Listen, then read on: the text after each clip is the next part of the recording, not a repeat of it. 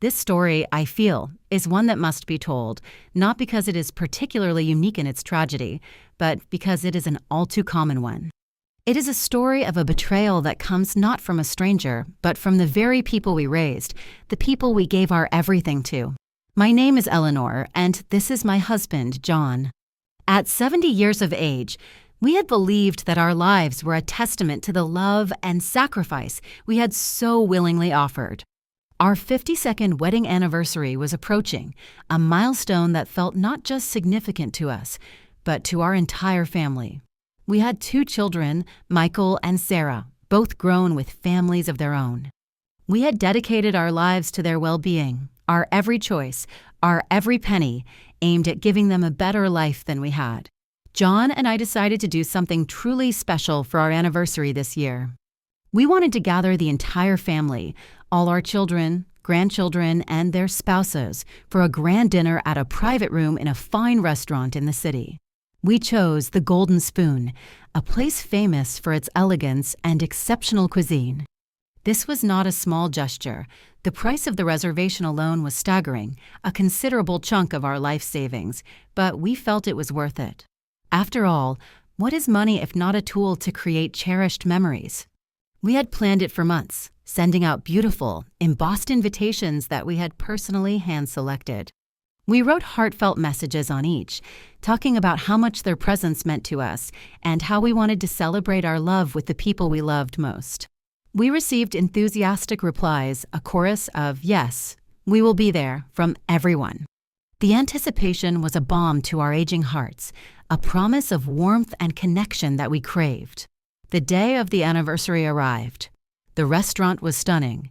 We were the first to arrive, as was our custom, dressed in our finest clothes.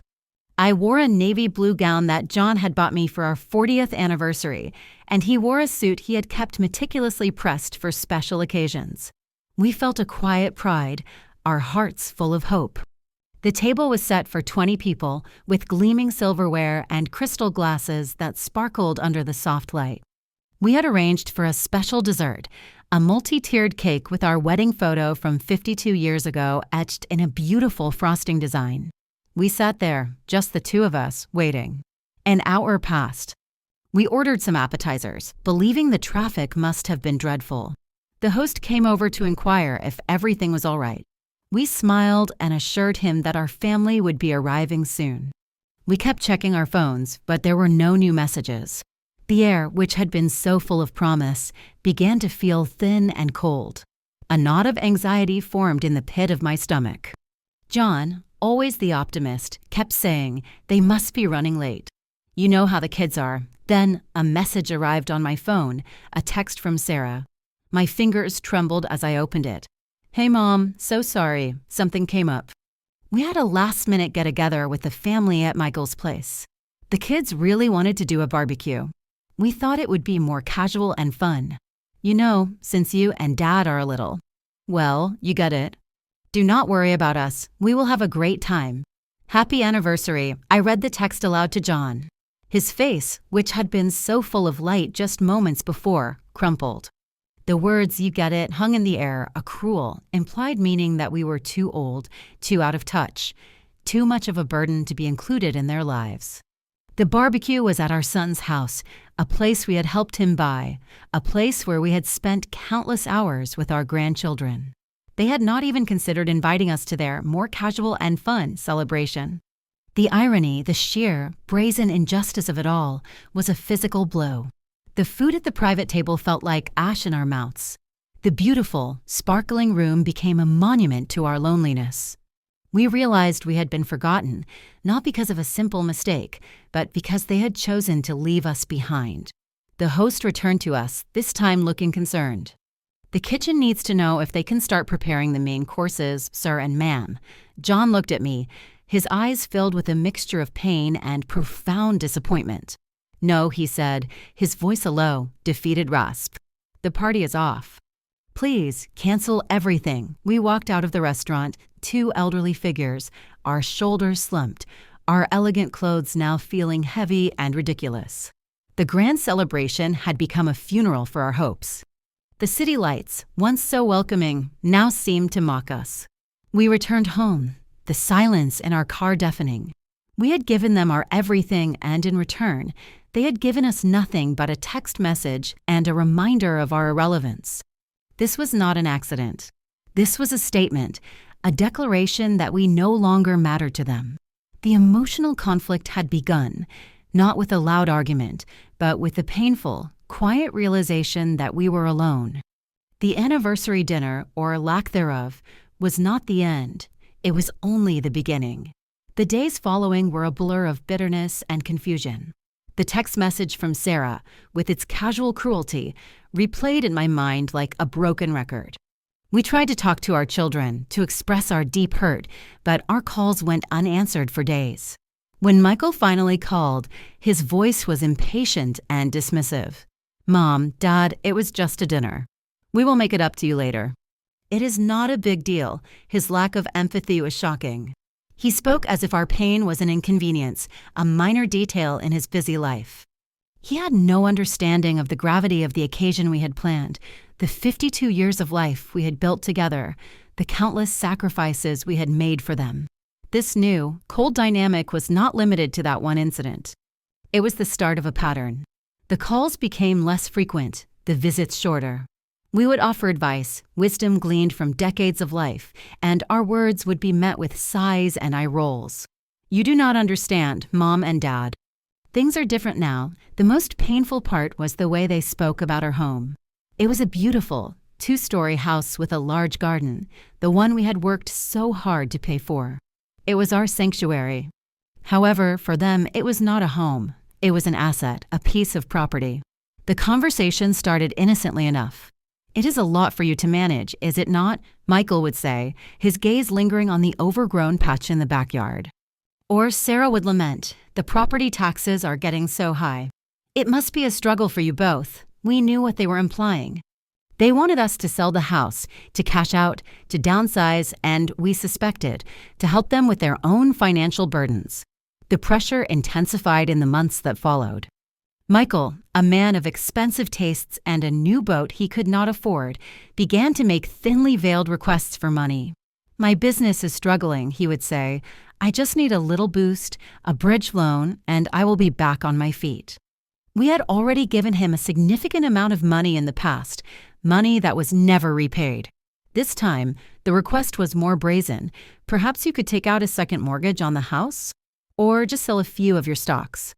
You do not need all that money just sitting there." The gall of it was breathtaking.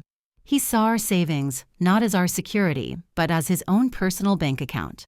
This financial conflict was an external battle, a fight for control over our own resources, our own lives. But the conflict was also deeply internal. I felt a gnawing sense of betrayal, a profound sadness that the children we had loved and raised had become so entitled and heartless. John, who had always been a rock of calm, was showing his own signs of wear. He would spend hours in his study, looking at old photographs, a somber expression on his face. The laughter that used to fill our home had been replaced by a quiet, aching silence.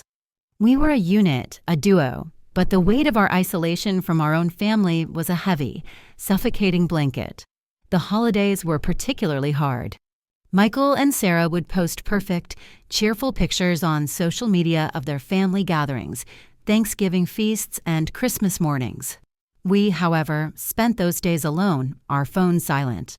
We were not invited to the family Christmas dinner, a tradition we had hosted for decades. When we asked why, Sarah said, "It is just easier this way. You know how it is, the kids are wild, and you both get tired so quickly." The patronizing tone was unbearable. We were not seen as parents or grandparents, but as frail, inconvenient relics. The external pressures were mounting. Michael started to bring up the idea of a nursing home. He framed it as a precautionary measure, a way to ensure we were taken care of. "It is a beautiful facility," he would say, "and you would have so many friends your age." The words were like a physical assault. We were not ill, not frail. We were two healthy, capable people who still had much to live for. His words made me feel sick with fear, the fear of losing our freedom, of being put away like an old piece of furniture. The constant pressure from our children made us feel not just unloved, but actively unwanted. They had tried to limit our freedom, to take control of our finances, and to erase our opinions and our very presence. The situation was no longer about a forgotten dinner. It was about our survival, our dignity, our right to a happy and independent life. The incessant pressure from our children reached a boiling point during a tense Sunday dinner. We had invited them over, hoping to have a calm, mature conversation about our feelings. We prepared a lavish meal, the kind we knew they loved, but the moment they arrived, the atmosphere was thick with unspoken tension. Michael, our son, cut straight to the chase after the main course. "Dad, Mom, we need to talk about the house." His tone was formal, his face a mask of cold resolve. "We have spoken to a real estate agent. She says we can get a good price, enough to cover our mortgage and set you up in a nice assisted living facility." It is time. The words hit me like a physical blow. Assisted living. He spoke of it with a clinical detachment, as if it were a foregone conclusion. John, my dear husband, looked at him with a gaze of profound disappointment. "We are not selling the house, Michael. This is our home. We built it. We live here." Sarah, ever the co-conspirator, chimed in. "Mom, Dad, be realistic. This house is far too big for two people. You are not getting any younger. What if one of you falls? What if something happens? We cannot be here every second of every day to watch you. You would be a burden." The word burden echoed in my ears. The same word they had used in that text message on our anniversary.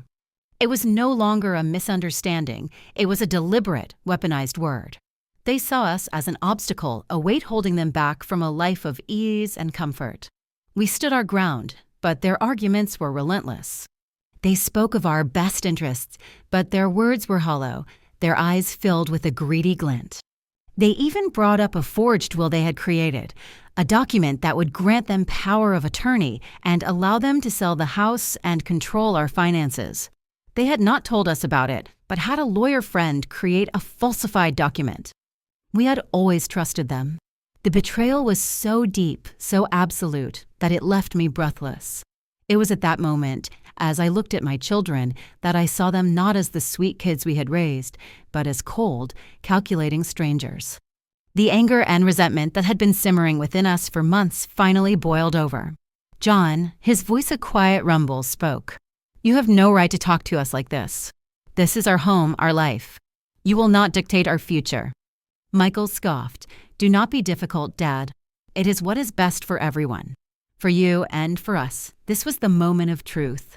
We had tried to be loving, patient parents. We had tried to understand their modern lives, their pressures. But they had taken our love and kindness and saw it as a weakness to be exploited. We had been too generous, too trusting, and now we were paying the price. That night, after they had left, we sat in the silence of our living room. It was not a silence of defeat, but one of grim resolve. We had a choice. We could let them trample all over us and live out our final years in a facility chosen by them, or we could fight back. A sense of righteous indignation surged through us. "They think we are frail," I said to John. "They think we are weak. They have no idea." John took my hand, a rare but comforting gesture. "No, they do not," he replied. His voice was no longer defeated. It was filled with a steely resolve that I had not heard in years. "They do not know about the second account." He was referring to the private investment fund we had set up years ago, a secret we had kept from everyone, even our children. It was a separate legacy, one we had built with our retirement savings from a business we had started and sold quietly, just as a safety net. It was more than enough to cover our needs, but we had always hoped to one day pass it on to our grandchildren as a surprise, but only when they had proven they were worthy. The emotional wound from their betrayal was still fresh, but now it was a source of strength. We knew what we had to do. The conflict was no longer a quiet, private sorrow. It was a public war, one we were prepared to win. We were not going to be victims. We were going to show them that we were a force to be reckoned with, that our will was stronger than their greed. The stage was set for the final act, Christmas Eve. The day that, for decades, had been a beacon of family warmth and love. The day our home was supposed to be filled with the laughter of our grandchildren, the scent of fresh pine, and the joyous chaos of a large family gathering. This year, the silence was deafening. We had not been invited. Michael had called 2 weeks prior and, with his usual, infuriating casualness, had said, "Oh, Mom, Dad, we are doing it at our house this year. It is just easier. I will tell the kids you said Merry Christmas for them." The betrayal was complete. We were not just pushed aside, we were erased from a tradition that we ourselves had created and nurtured. John and I, however, had our own plans. After the confrontation with our children and their revelation of the forged will, we had worked tirelessly. We met with a new lawyer, a kind, trustworthy man we had found through an old friend. We had all of our finances and assets, including our secret investment account, put into a secure trust. We also had a new will drafted, one that left our estate to a charitable foundation for elderly care and to our loyal friends, with specific instructions that none of our children or grandchildren were to receive a single penny.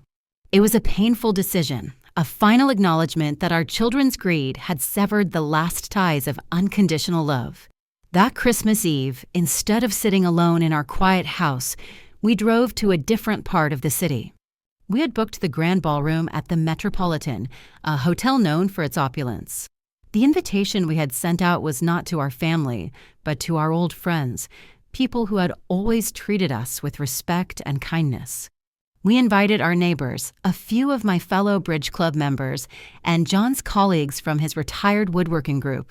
We had not told them what the party was for, simply that it was a special celebration and their presence was a gift.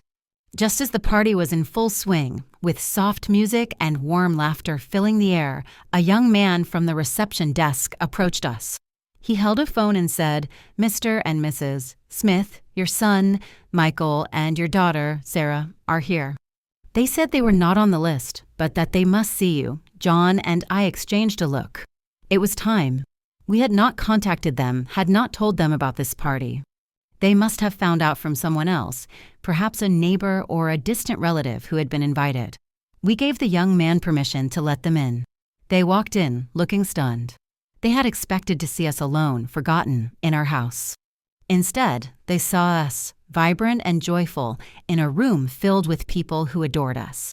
They were dressed in their casual holiday sweaters, looking completely out of place in the elegant setting. Their expressions were a mixture of shock, confusion, and dawning horror. They saw us holding glasses of champagne, laughing, and talking with our friends.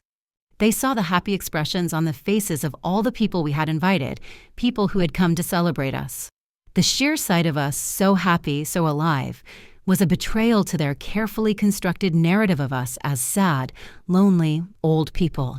They came over to us, their voices low and urgent. "Mom, Dad, what is this?" Michael hissed. "We looked everywhere for you." We were worried sick. His lies were so transparent that they were almost laughable. Sarah, her face pale, looked around the room, her eyes starting between the crystal chandeliers and the smiling faces of our friends. "You did not tell us you were having a party. Why are all these people here?" John, for the first time in months, felt a surge of strength. "You did not invite us to your Christmas dinner," he said calmly, his voice clear and resonant. "So we decided to have our own celebration. With the people who actually want to be with us."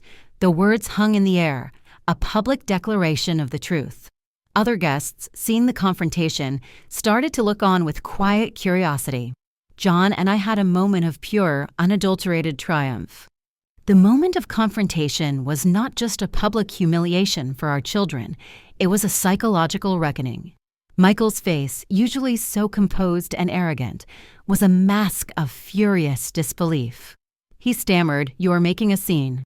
"Why are you doing this?" Sarah, looking genuinely panicked, whispered, "What is going on, Mom?" "Where did all this come from?" John, standing tall and straight, took a deep breath. "This," he said, gesturing to the lavish ballroom, "comes from the assets you did not know about. This comes from our secret account. The one you thought did not exist." His voice carried a quiet, powerful authority. "The house, the rest of our investments, it is all gone. It is in a trust now, a foundation for elderly care. You will receive nothing. Our new will specifies that." Their eyes widened. The realization that they had lost everything they had so cruelly counted on was a devastating blow. The facade of worry and concern they had so meticulously constructed crumbled. They had come to find us, not out of love, but out of a paranoid fear that we had done something unexpected. They had assumed our misery, and their assumption had cost them everything. But the will we signed, Michael stammered. The power of attorney, John gave him a sad, almost pitying smile. That was a forged document. The lawyer has informed you and your friends that you are now under investigation for fraud and elder abuse. You have tried to take our lives and our freedom, and now you will face the consequences of your actions. The last line was not spoken in anger, but in the calm, measured tone of a judge delivering a verdict. The room fell silent. Our friends and family, who had heard everything, looked on in stunned silence. Michael and Sarah were exposed, their true nature revealed for all to see. They stood there, utterly defeated, their faces pale with shock and rage. John and I walked away, leaving them standing there in the middle of a room full of people they had just publicly been shamed in front of. We went to a small, quiet corner and just held hands. A weight we did not even know we were carrying had been lifted. The revenge was not about malice, it was about justice. It was a final, clear statement that we would not be taken advantage of, that our dignity was not for sale. The final act was not about making them miserable, but about us living our best life. We had fought for our home, our dignity, and our lives, and in the end, we had won. In the months that followed, we never heard from Michael or Sarah. The foundation we had created became our new purpose. We spent our days working with the charity, meeting other seniors who had been abandoned by their families, and helping them find new purpose and dignity. We moved into a beautiful new house, a cozy little cottage by the lake, a home for us and our loyal friends who often came to visit. We finally found the true meaning of family. It was not defined by blood, but by love, respect, and kindness. We lived the rest of our years in peace, content in the knowledge that we had not just survived, but had triumphed. We showed our family that love, honor, and dignity were more important than money and greed. The final gift we gave them was a lesson, a harsh one, but a necessary one.